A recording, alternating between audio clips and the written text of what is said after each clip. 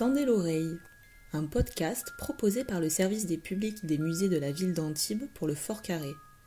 Épisode 4, matériaux et outils. Le Fort Carré, bâti au XVIe siècle, est une des premières versions de fort militaire bastionné. Jusque-là, les châteaux forts protègent suffisamment des boulets de pierre, mais avec les progrès de l'artillerie, il faut reconsidérer les matériaux et les formes pour avoir une architecture plus résistante et efficace. François Ier fait appel à son ingénieur, commissaire des fortifications Jean de Renaud. Monsieur de Renaud, vous avez l'expérience et la bonne intelligence pour constater l'état de nos fortifications en Provence. J'entends de vous que vous les amélioriez.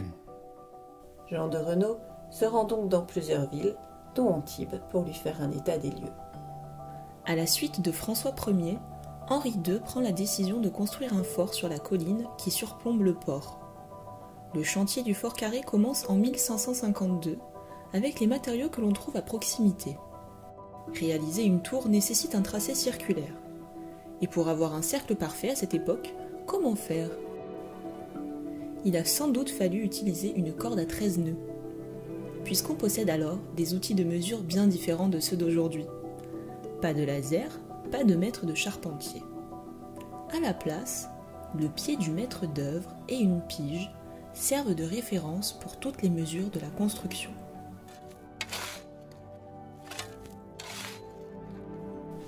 Sous l'œil du maître d'œuvre, les ouvriers s'affairent. Mes braves, il y aura de la soupe et du pain une fois que ces murs seront remplis de terre. Alors retroussez-vous les manches. Ils construisent 2 murs, entre lesquels ils déversent des tonnes de gravats et de sable, tassent chaque couche afin de les solidifier. Ainsi, les parois atteignent 4,50 m d'épaisseur, et peu à peu, les 4 bastions s'élèvent.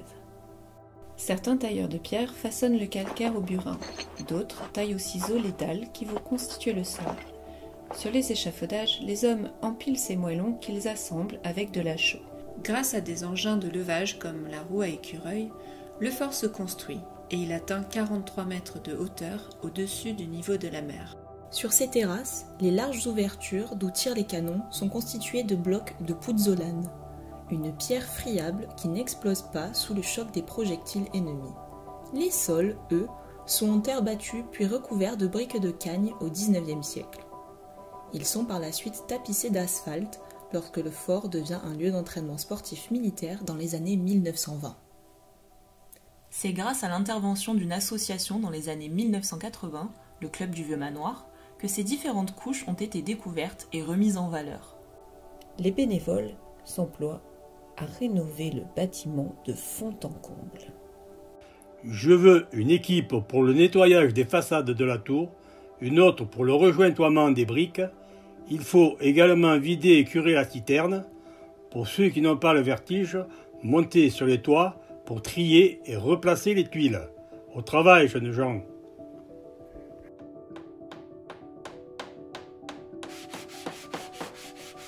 Au fil des siècles, le Fort Carré subit de nombreuses modifications en fonction des usages de celui-ci. Des pièces sont ajoutées, des murs sont abattus, des matériaux sont remplacés. Et cela dans un unique but, suivre les évolutions de son temps et s'adapter aux nouveaux besoins. Aujourd'hui site patrimonial, vous pouvez visiter le Fort Carré, découvrir sa construction et apprécier son architecture.